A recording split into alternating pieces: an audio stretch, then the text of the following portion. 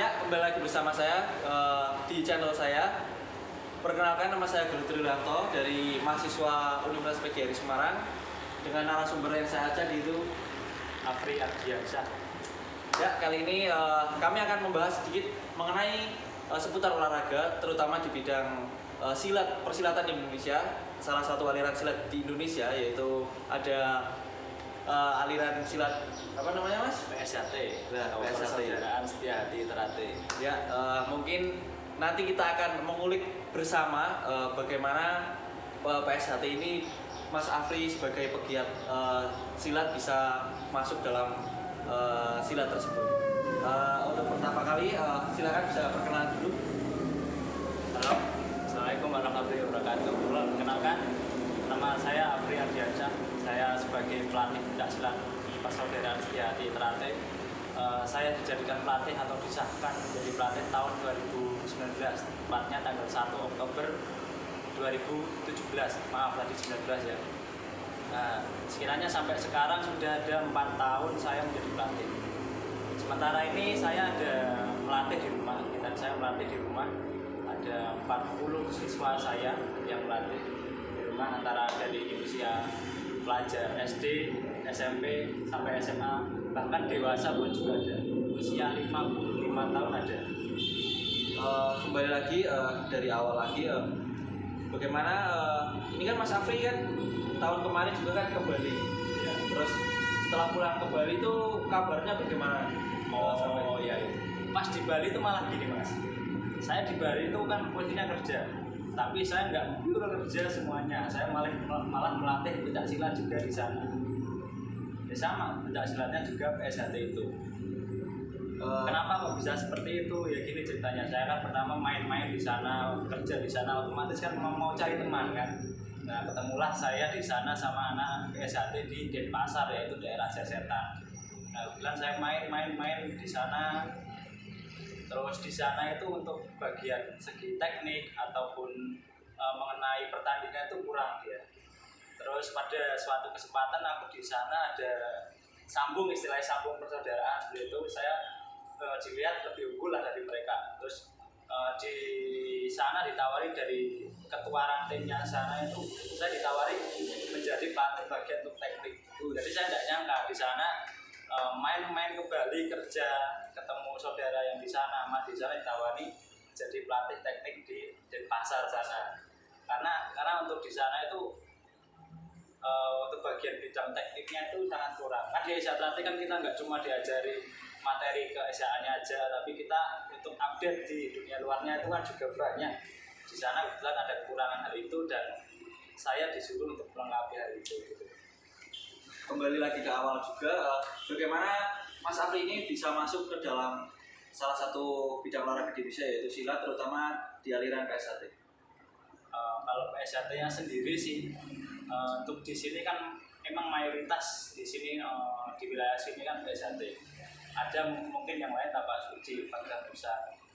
Ya karena saya kenalnya dulunya di PSHT ya seperti itu.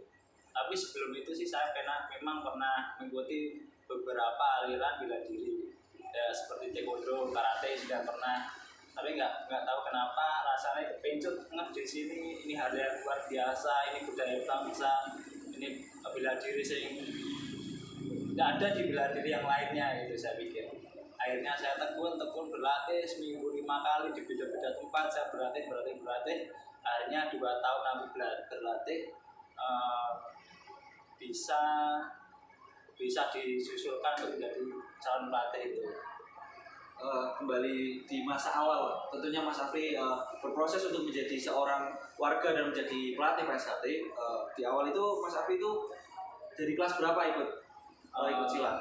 Saya kenalnya sih sudah dari SMP, tapi begitu ikutnya itu SMA kelas 1. SMA kelas 1? Ya. Terus udah pakai prestasi juga pastinya kan? Ya, alhamdulillah ada. Prestasi tertinggi saya tuh pernah juara 2 Olimpiade se-Jawa Bali, juara 2 di Magelang tahun 2017. Lantas apa yang membuat Mas Afri betah hingga sampai sekarang menjadi warga PSHT? Ya, Jadi gini, kalau di Sejahtera ketika kita udah masuk, kita tuh nggak bisa keluar gitu gampangannya. Karena ketika kita masuk dengan hati kita sih tetap kuat, kita mau ikut campur di Sejahtera, terus ketika kita lama-lama tinggal di sana, akhirnya disahkan menjadi warga itu sendiri. Kita ada ikrar tersendiri, otomatis kita lakukan dengan sepenuh hati, ya ikhlas lillahi ta'ala. Jadinya nggak ada pikiran untuk pergi, untuk keluar, untuk nggak ada lagi di Sejahtera itu. Aku nggak pernah kepikiran hal seperti itu gitu. Itu yang membuat Mas Afri betah juga sekarang. Ya. Untuk kesehariannya sendiri, untuk Mas Afri selain melatih silat mungkin apa sih? Sementara ini dari 4 bulan ini saya fokus melatih pencak silat di rumah sama di SMA terdekat saya. Ada seminggu latihannya 3 kali, hari Rabu jam 1, Jumat jam 1, Minggu jam 7 pagi.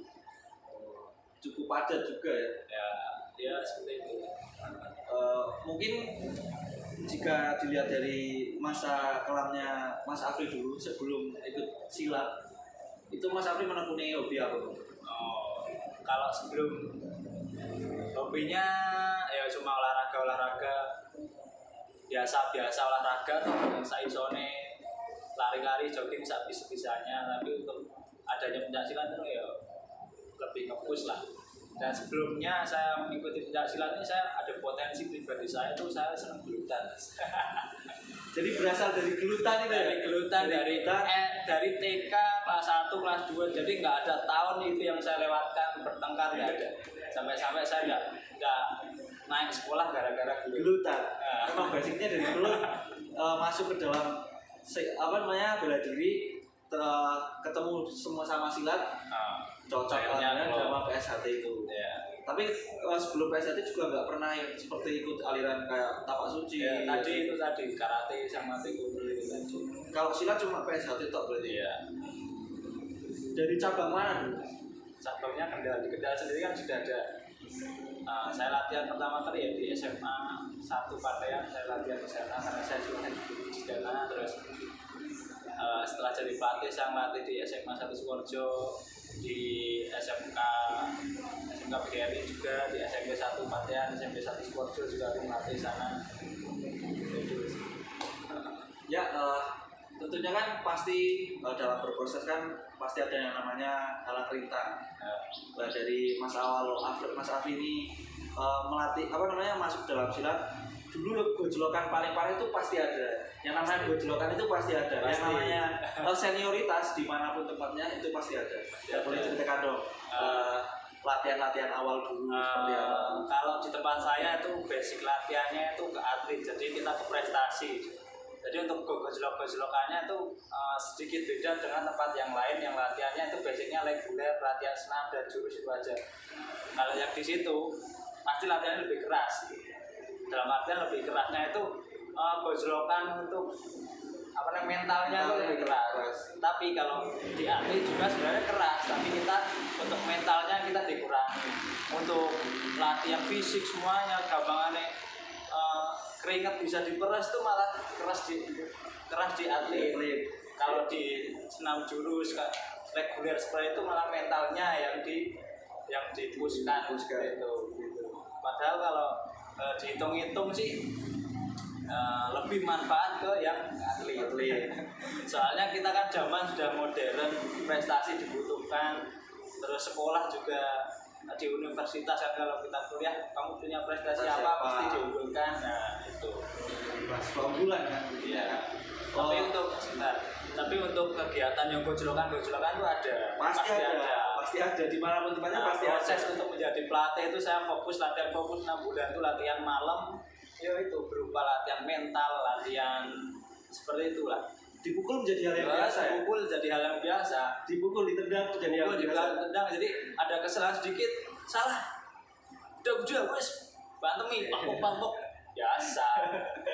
Menjadi kebiasaan. Jadi biasa. Jadi kadang kalau pas di posisi jatuh, di posisi terendah, wah tak eling-eling. Aku pernah posisi sekuat itu, masa saya ini kayak gini ya. Nah, posisi yang sepele ya mana aku pernah di posisi terkuat, masuk gara-gara hal yang kecil kok jatuh dengan lucu. kembali ke jalur awal lagi. Kan Mas Afri ini kan dulunya atlet. Ya. Nah, sebelum jadi atlet ini adakah seleksi yang digunakan di persilatan mungkin khususnya untuk jalur silat di PSHT sendiri, atau ada spesifikasi tiap individu, atau ada kualifikasi tiap individu untuk menjadi atlet? Ya, ada. Itu bagaimana cara menjadi atlet? Ada.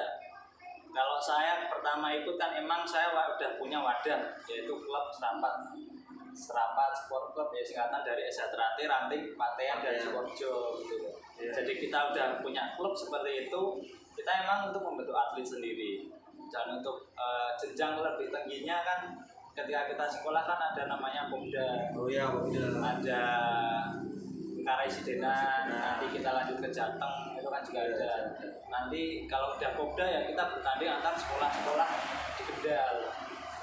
Di kelas saya kan contoh kelas E. Jadi satu Kendal ada kelas E berapa anak? Misal ada 30 anak, ya udah kita kalahkan itu. Untuk menjadi yang terbaik di Kendal untuk menuju ke Jawa Tengah ya kita kalahkan 30 anak itu. Begitupun di Semarang nanti kalau pinwheelnya kita kan Grobogan, Solotigo, Demak, Kendal, Kota Semarang sama kabupaten. Nah, saya pernah mewakili Kendal melawan 5 itu kabupaten itu. Pernah. Juara berapa itu, Mas? Kebetulan gagal itu malahan. Karena kenapa? Karena posisinya datang telat, terus persiapan dari pelatih malah bingung. Ini seharusnya mulai jam berapa, malah dari segi panitia juga bingung. Jadi udah telat, semuanya bingung. Begitu datang langsung tanding, akhirnya ada salah gerak kecetit, kalahnya di situ. Ceritain dong gimana bisa telat.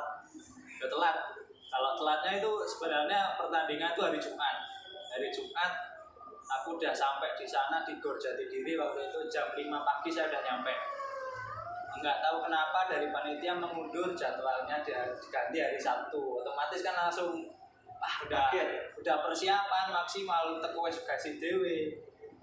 Ternyata enggak jadi. Akhirnya keesokan harinya aku pulang dulu, keesokan harinya berangkat kan semangatnya kan berbeda gitu.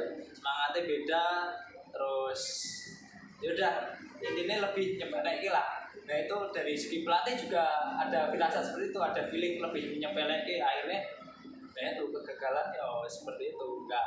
Jadi semua harus dipersiapkan, semuanya ada masa sedikit, jangan down lah, tetap semangat. Itu di pertandingan pertama udah langsung kalah berarti? Iya, karena aku belum pemanasan, belum semuanya latihan mukul. Kalau mau tanding kan kita harus pemanasan dulu, harus conditioning dulu, harus latihan tendang, mukul, di patching itu enggak. Jadi aku datang langsung ganti baju, main.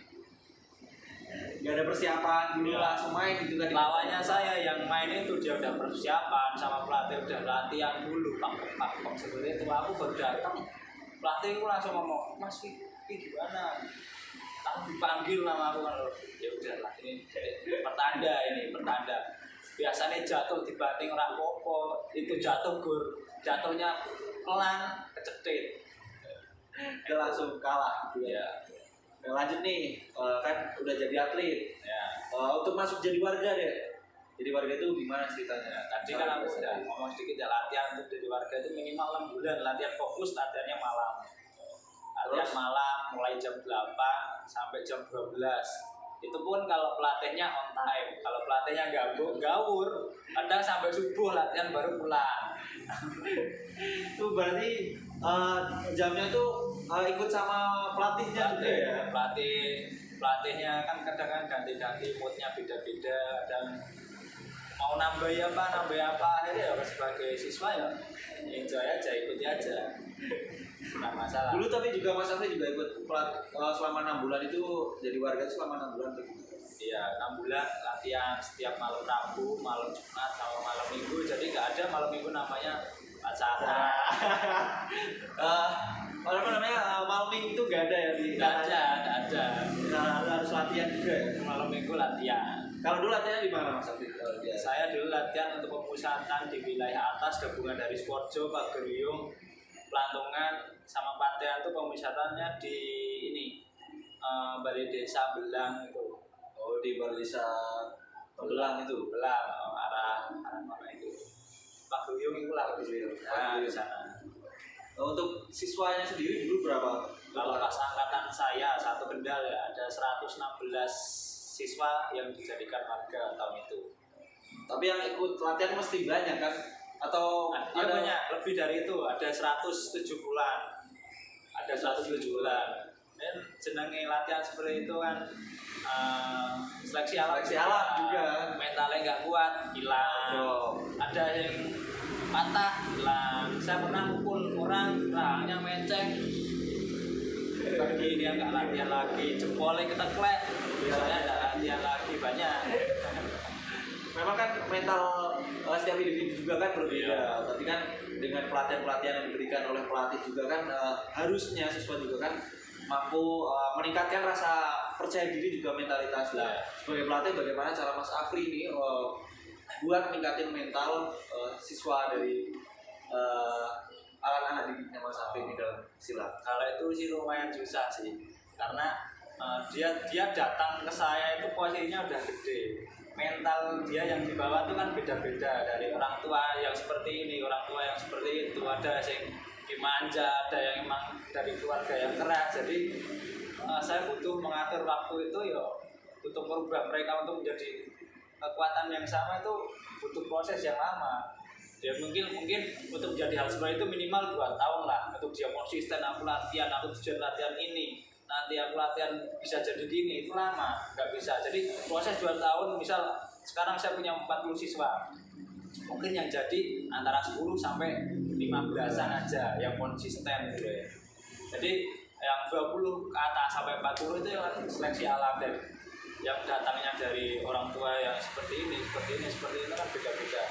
Nah kalau itu kan prosesnya masih latihan biasa. Kalau nanti di calon warga itu kan minimal, kalau saya pribadi itu menargetkan kalau udah dewasa 1 tahun, dewasa itu hitungannya udah kerja ya, udah lulus SMA itu dewasa. Terus kalau yang sekolah itu minimal 2 tahun, karena mental anak pelajar itu kan masih labil. Kadang kalau dia pengen ini langsung dikasih itu lunjak malahan.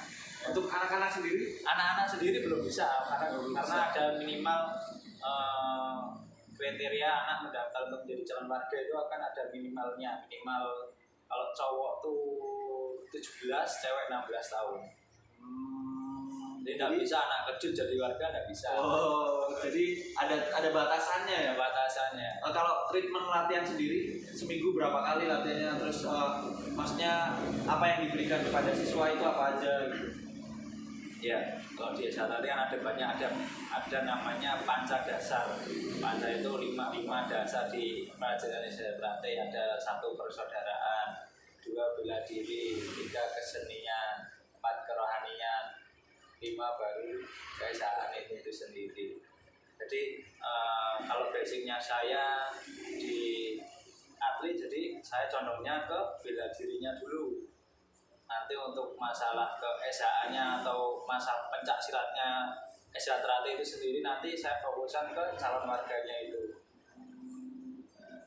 Untuk anak-anak juga kalau ada yang latihan di tempatnya Mas Afri diberikan materi apa aja?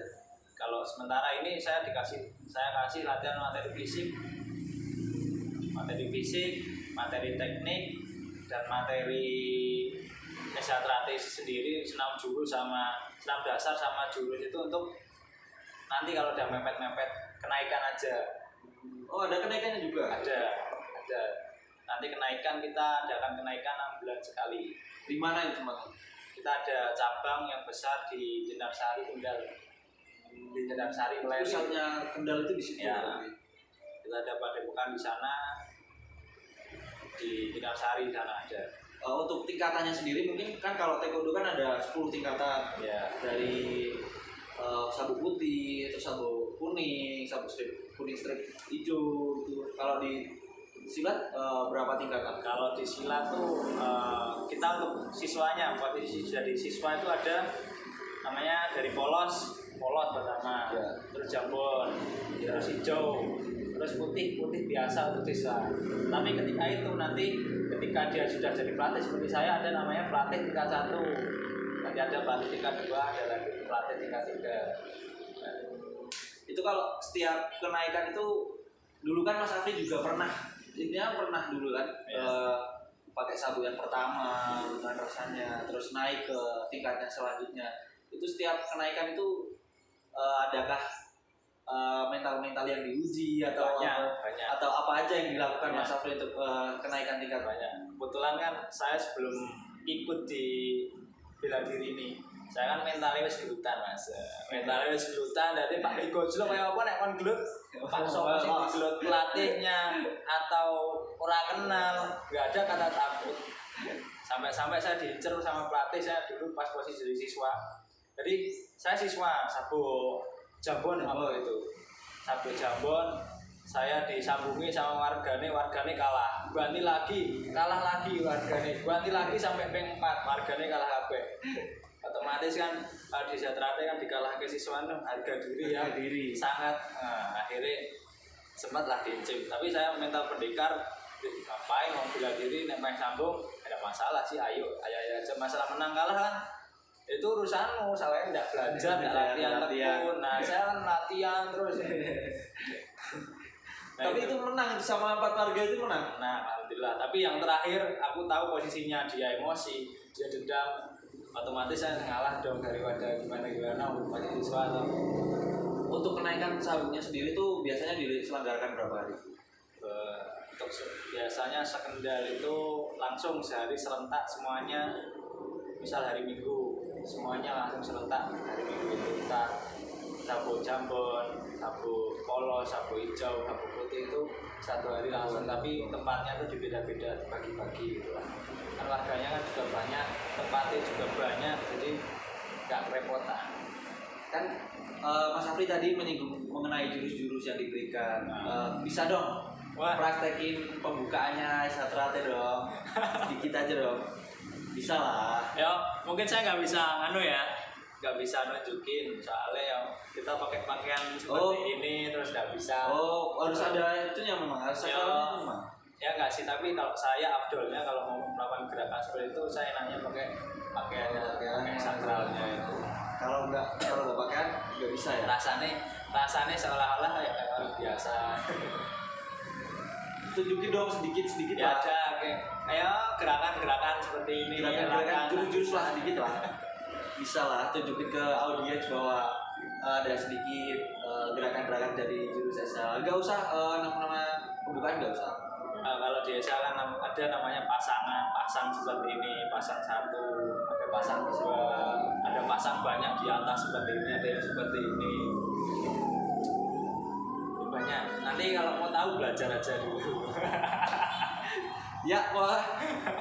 Itu jawaban dari Mas Afri. Memang kalau menggunakan yang mau mempraktekkan jurusnya memang katanya harus menggunakan pakaian yang layak dulu. Maksudnya yang harus digunakan di dalam persilatan tersebut. Misal PSHT berarti menggunakan pakaian apa Mas namanya Mas? Sakral PSHT itu sendiri atau baju pencak silat lah, atau baju pencak silat lah, itu minimalnya harus itu.